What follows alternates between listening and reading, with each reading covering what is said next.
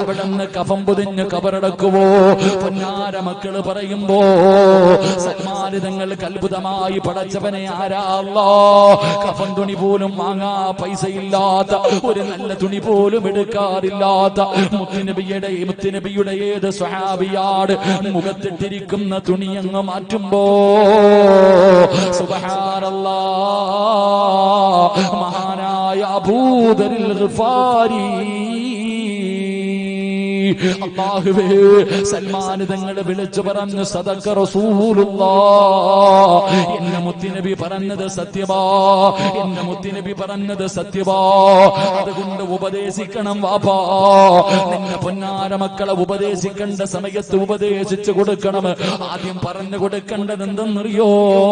മോനെ, ഉമ്മാടെ വയറ്റിൽ കിടന്നപ്പോഴ് അല്ലാഹു നിനക്ക് കിട്ടേണ്ട റിസ്ക് എഴുതിയിട്ടുണ്ട്, നീ കഴിക്കേണ്ട ഭക്ഷണം എഴുതിയിട്ടുണ്ട്.